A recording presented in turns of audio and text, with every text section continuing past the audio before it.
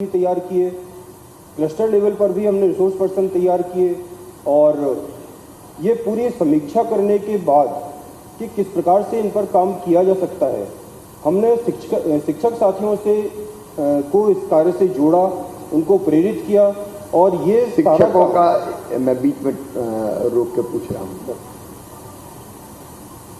शिक्षक की भूमिका सबसे महत्वपूर्ण है, शिक्षकों का प्रशिक्षण के लिए और बाद में हमारे जो राहुल सर के साथ फोटो खिंचाने के लिए अध्यापक हैं, शिक्षक हैं, उनका रिस्पांस कैसा था? इसको बोझ माना या प्रसन्नता के साथ किया? सर, हमारा कार्य 2 चरणों में हुआ।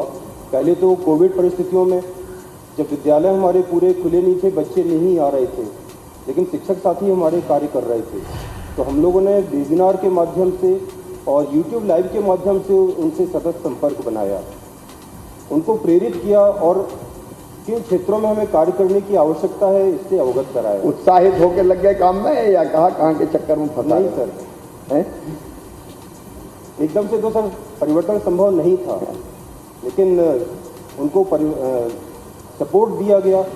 जो हमने सपोर्ट सिस्टम विद्यालय स्तर तक के लिए बनाया था, सभी ने अपने अपने दायित्वों का भलीभांति निर्वहन किया और हम शिक्षक तक पहुंचे। मतलब सकारात्मक योगदान और हाथ तक उसके बिना संभव नहीं था। ये डाइट की ओवरऑल भूमिका क्या थी मैथ्स की तैयारी?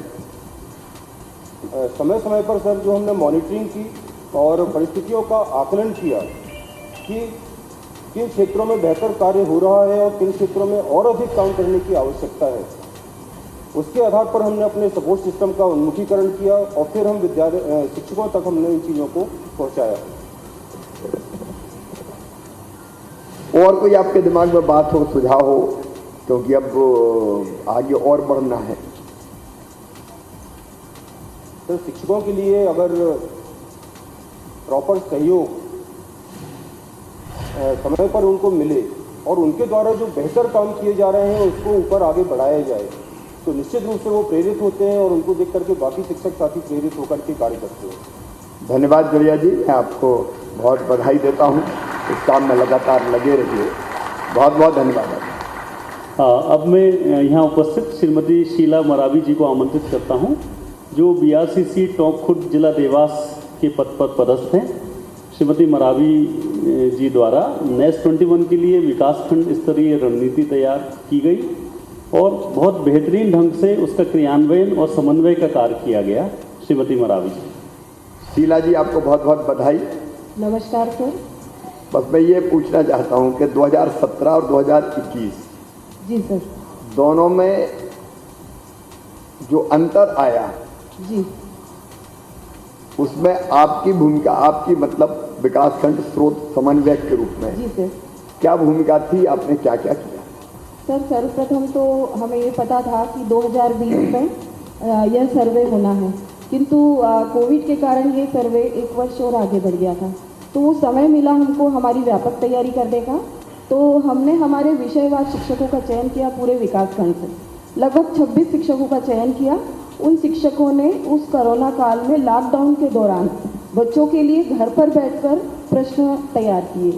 उन प्रश्नों की सॉफ्ट कॉपी लगभग 2 महीने में कंप्लीट हो गई।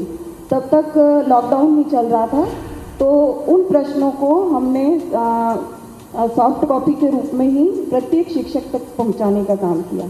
एक तो ये हमारी रणनीति का हिस्सा था। दूसरा हमारा हिस्सा ये था कि राज्य शिक्षा केंद्र से जो भी हमें आदेश, निर्देश, संदेश प्राप्त हों, उसे हम समय पर अक्षरशः लागू करें। ये हमारी रणनीति का दूसरा हिस्सा था। जैसे हमें एक आदेश प्राप्त हुआ था कि संकुल स्तर पर आप क्लस्टर प्रभारियों की नियुक्ति करें, एक की, तो हमने उसमें थोड़ा सा हमारे हिसाब से थोड़ा संशोधन किया और उसमें हमने 2 क्लस्टर प्रभारियों की नियुक्ति की, तो हमें 2 मैन पावर मिल गए।